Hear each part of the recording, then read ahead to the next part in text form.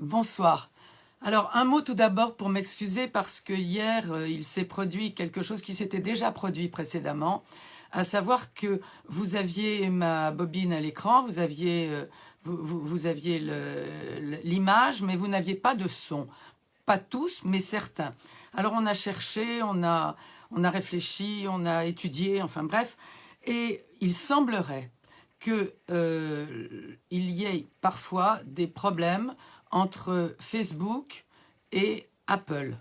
Donc ceux qui me regardent sur un smartphone de la marque Apple peuvent avoir parfois des coupures de son. En revanche, ceux qui me suivent avec un smartphone de la génération Samsung, ou enfin bref, je ne sais pas comment ils appellent ça, il y en a qui sont iOS, il y en a qui sont pas iOS, moi j'y connais pas grand-chose, mais tout cela, ils peuvent avoir le son et l'image. Alors, il n'y a pas grand-chose à faire. La seule chose qu'on ait pu récupérer, c'est que mon équipe très savamment a enregistré le son de mon live d'hier. Alors, évidemment, on n'a pas pu avoir l'image du coup, mais vous pouvez m'entendre comme si j'avais parlé à la radio et on l'a mis sur la page d'accueil de mon Facebook. Donc voilà, cela étant dit, je vais vous parler aujourd'hui de quelque chose de particulièrement qui fait le buzz, comme on dit maintenant. C'est la dernière mélenchonade du moment, à savoir la sortie de Jean-Luc Mélenchon, La police tue. Oui, la police tue, c'est un fait. Je veux dire, la guerre tue, la route tue, la montagne tue, la mer tue. Le problème n'est pas de savoir si il arrive que la police tue. Le problème est de savoir quelle est la règle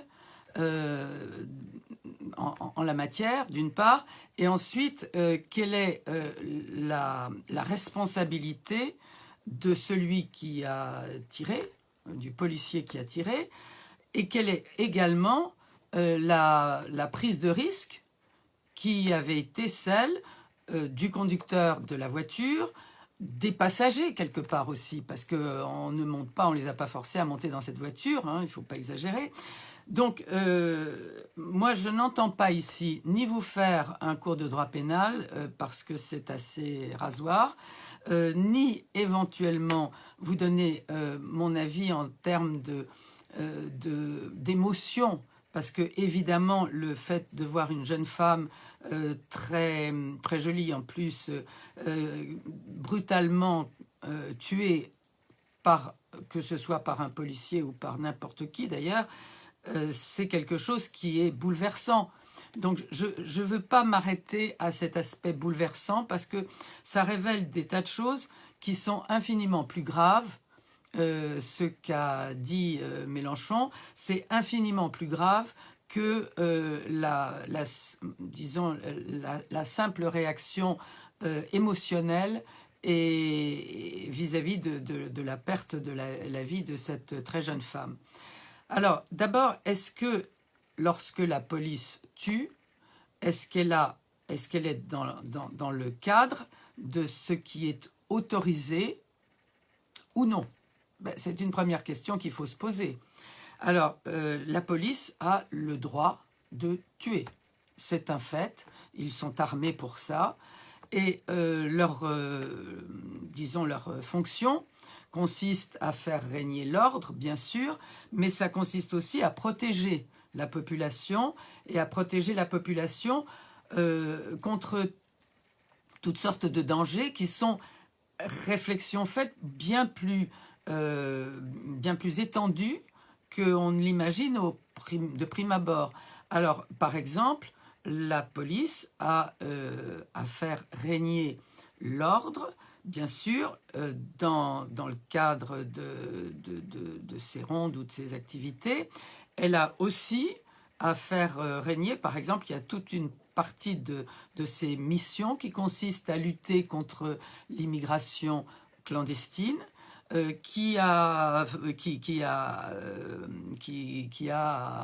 disons, à être attentif à ce qui pourrait laisser penser que telle personne, alors que la police fait des rondes, bon, n'importe quel signe qui attire l'attention d'une patrouille de policiers sur le fait que peut-être ces gens-là sont des grands criminels, peut-être que ce sont des clandestins, peut-être que ce sont je ne sais pas moi, des trafiquants, peut-être que ce sont des gens qui sont recherchés. Il y a toutes sortes de raisons qui autorisent un policier à intervenir et à faire usage de son arme s'il estime en avoir besoin. Alors, dans quel cas est-ce que ça peut se produire? Ben, ça peut se produire parce que de l'autre côté, s'il y a des règles pour les policiers et pour la police, il y a aussi une règle pour le citoyen qui rencontre le policier. Cette règle, c'est l'obéissance, ce qu'on appelle l'obligation d'obtempérer. C'est-à-dire que quand Madame Michu, que vous vous promenez dans la rue et Madame Michu vous dit taisez-vous, vous n'avez pas besoin de vous taire, arrêtez-vous, vous n'avez pas besoin de vous arrêter. Quand il s'agit d'un policier, votre devoir est de vous arrêter. Quoi que puisse provoquer chez vous de façon épidermique cette injonction de vous arrêter. Vous êtes au volant, le policier vous dit arrêtez-vous, vous fait signe de vous arrêter, vous avez à vous arrêter. C'est pas une question de si ça me chante, non, c'est une obligation. Alors là, il y a quelque chose que l'on appelle le refus d'obtempérer, c'est-à-dire que si vous refusez d'obéir, alors là, vous avez de facto une prise de risque. Parce que la police peut, alors, quels que soient les moyens utilisés, vous donner, je ne sais pas moi, un coup de matraque, et si ça dégénère, faire usage de son arme. Je ne vois pas là ce qu'il y a de déraisonnable. J'étais pas là. Personne n'était là. Tel que ça a été raconté par une des passagères de la voiture, effectivement, il a visé la tête de la jeune fille en question. J'ai beaucoup de mal à l'imaginer, mais après tout, c'est possible. Mais on peut se poser quand même la question de savoir la responsabilité. Si ce policier a agi d'une façon qui n'était pas conforme à ce qu'il convient de faire dans un cas de refus d'obtempérer d'un automobiliste, s'il s'est défoulé pour des raisons, je ne sais pas, peut-être que lui-même était très énervé, allez savoir. Bon, et c'est de toute façon la responsabilité pénale, elle est individuelle. Ça n'est pas, on ne peut pas dire que la police tue.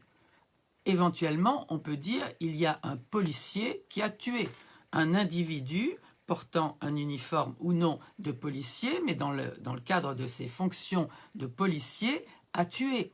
C'est très différent de dire la police tue. La police tue, bon, je vois bien là le côté provocateur plus de M. Mélenchon, mais c'est quand même quelque chose de très frappant. La responsabilité pénale, elle incombe à l'individu. Il ne peut pas y avoir de responsabilité, si je puis dire, collective. C'est pas la police qui tue, et quand il y a un policier qui tue, c'est le policier qui a à rendre compte de ce qu'il a fait, à la fois pénalement et bien évidemment vis-à-vis de sa déontologie de policier. Il y a des avocats qui vont le défendre, c'est d'ailleurs en cours, etc. Donc ça, c'est quelque chose de très important, de dire que la responsabilité pénale, elle incombe à l'individu, elle n'incombe pas du tout à un corps constitué, que ce soit la police, que ce soit la gendarmerie, que ce soit la magistrature, que sais-je. Bon. Ensuite, il y a quelque chose qui est quand même très important, c'est que la plupart des Français ne connaissent pas le droit du tout. Moi, je me bats depuis quelque chose comme plus de 30 ans parce que j'avais signé des pétitions à l'époque. On était encore sous François Mitterrand, c'est vous dire que ça date pas d'hier. Parce que je trouve qu'il y a quelque chose de particulièrement choquant dans notre pays. L'article 1er du Code civil, c'est « Nul n'est censé ignorer la loi ». Et voilà, où est-ce qu'on l'apprend? Ben, on l'apprend si on choisit de faire des études de droit après avoir passé le baccalauréat. Et auparavant, walou, on n'entend absolument pas parler de droit, on ne sait pas ce qu'est la loi, qui est d'ailleurs très très différente parfois de ce que l'on imagine. Moi, j'ai rencontré des très jeunes gens, alors que j'étais encore élue, qui voyaient la loi à travers les séries américaines. La loi américaine, c'est pas la loi française. C'est complètement différent. Le shérif n'a pas les mêmes responsabilités. C'est pas un commissaire de police, le shérif. Donc, c'est toutes ces lacunes qui ont été accumulées pendant des dizaines d'années font qu'aujourd'hui, je ne veux pas disculper ni les uns ni les autres, ni accabler ni les uns ni les autres, mais c'est vrai qu'il y a dans notre pays quelque chose qui est absolument extravagant, c'est que comment fait-on pour apprendre le droit? Moi, je trouve que ça devrait s'apprendre dès le collège. Il devrait y avoir des cours de droit au collège, de droit civil, de droit pénal, de droit du travail. Ça me paraît être les 3 priorités. Parce que autrement, je ne vois pas s'il faut faire systématiquement des études de droit pour savoir ce qu'est le droit dans notre pays. Il y a quelque chose qui n'est pas cohérent du tout. Donc voilà, donc c'est quelque chose d'important que je voulais vous dire. Depuis des années, je me bats. Et si enfin, alors que j'aurais votre confiance et que vous m'auriez élu, je pouvais faire une proposition de loi dans ce sens, il me semble que ce serait vraiment un acquis très fondamental pour les générations à venir parce qu'il y a une méconnaissance du droit qui est très préjudiciable à l'ordre public. Ça ne veut pas dire que ce monsieur ne savait pas qu'il devait arrêter son véhicule quand le policier lui a demandé de le faire.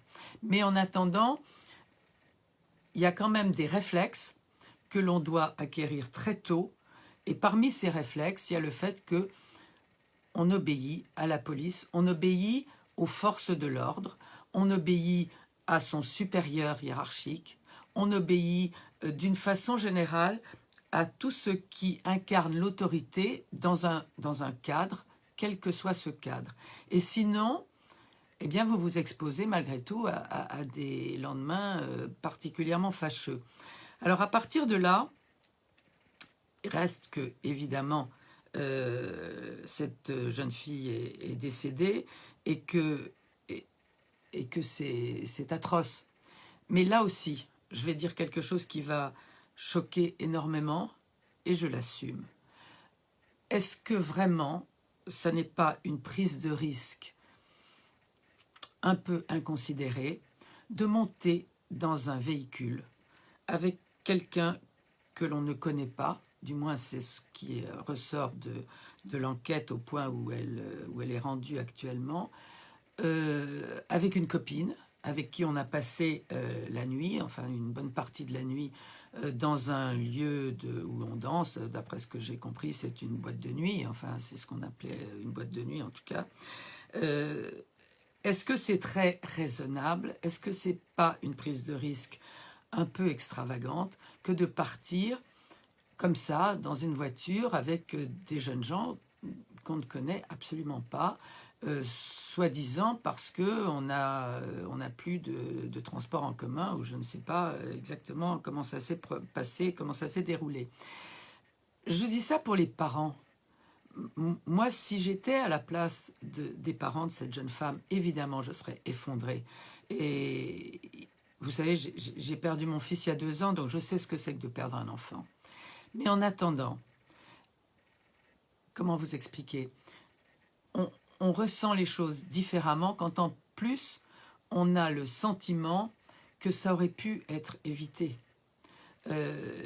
Et là, vraiment, j'appelle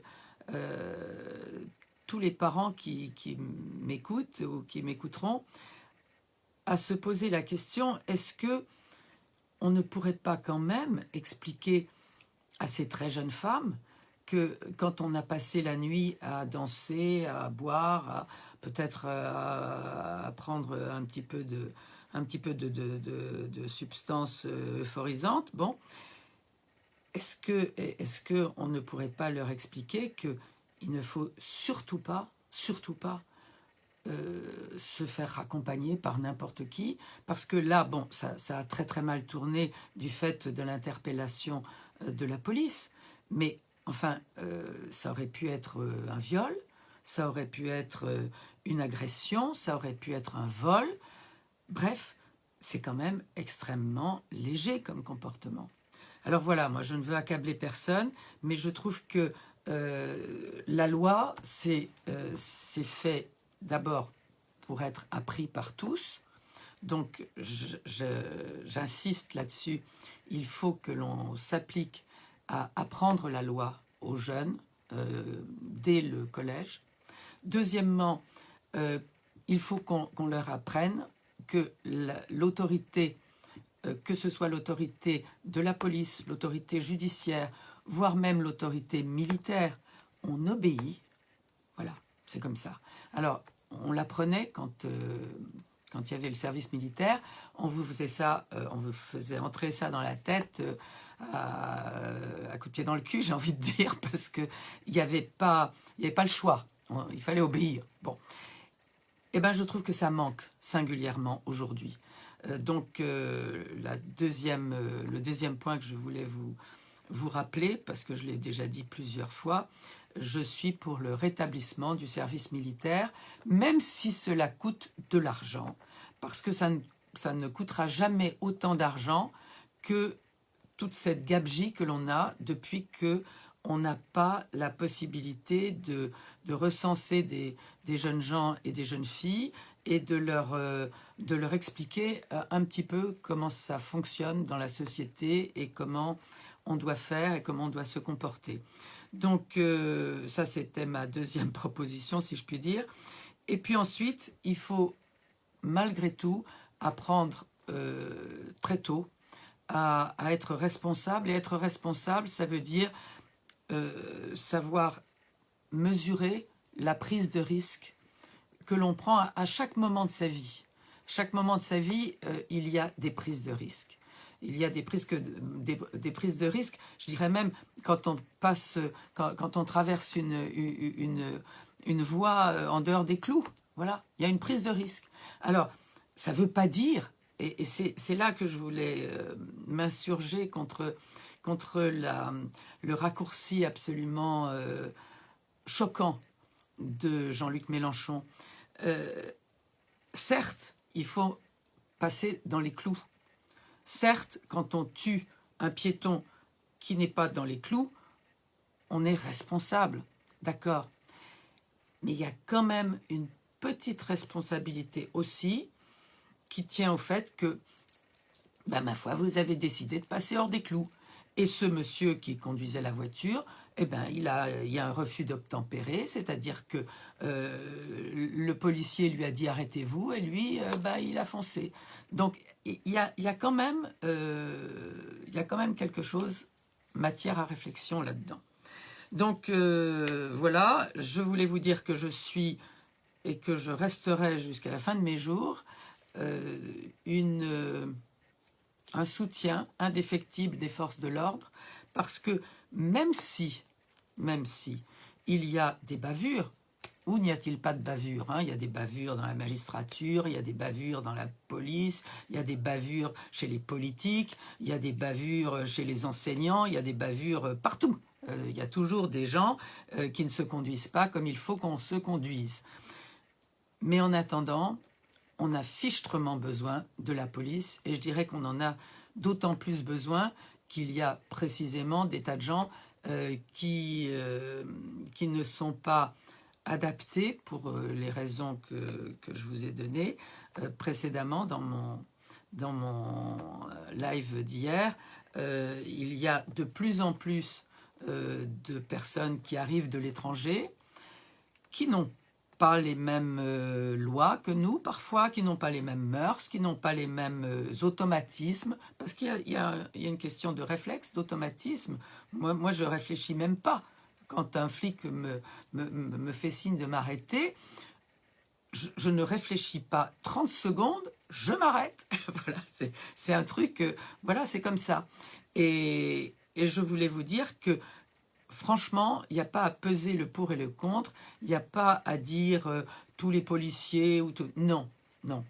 On a besoin de la police, on ne peut pas faire sans les forces de l'ordre, et encore plus maintenant, et quel que soit l'endroit où vous habitez. Moi je suis en zone de gendarmerie personnellement, mais on a vraiment besoin des flics. Et l'époque où, cette époque bénie, où vous vous rappelez peut-être, après les attentats de 2014, quand Renaud chantait « J'ai embrassé un flic », ben moi je l'avais passé sur un post Facebook, cette chanson, et j'avais trouvé ça formidable parce que Renaud, c'est vraiment le rebelle, c'est vraiment l'incarnation de l'esprit des 68 arts et de l'esprit d'une certaine forme par certains côtés déjanté, si je puis dire. Bon. Et le fait qu'il ait fait cette chanson et qu'il l'ait chantée, j'ai trouvé ça formidable. Donc vraiment, aujourd'hui, comme hier, j'ai envie de dire embrassons les flics parce qu'on leur doit beaucoup. Alors, maintenant, il me reste un petit mot à vous dire parce que ce soir, à minuit, s'arrête la campagne officielle et je ne sais pas vraiment si les lives de Facebook font partie ou non de ce qu'on appelle un réseau public. Je ne sais pas. J'ai peur de faire une bêtise, donc je préfère m'abstenir à partir de minuit de vous passer des lives. Mais en revanche, cette nuit, donc à 23h, j'enregistrerai un dernier live que vous verrez en live ou pas en live, mais que vous pourrez vous repasser, parce que ça, je sais que c'est absolument autorisé, c'est absolument permis. Mais le fait de faire un live demain, je ne suis pas sûre que ce soit autorisé. J'ai pas trouvé quelqu'un qui pouvait me répondre de façon suffisamment étudiée, parce qu'il n'y a pas dans tout le code électoral, il n'y a pas live Facebook ou live sur un réseau internet. Donc en fait, je préfère m'abstenir pour ne pas avoir éventuellement d'ennuis avec les problèmes ultérieurs.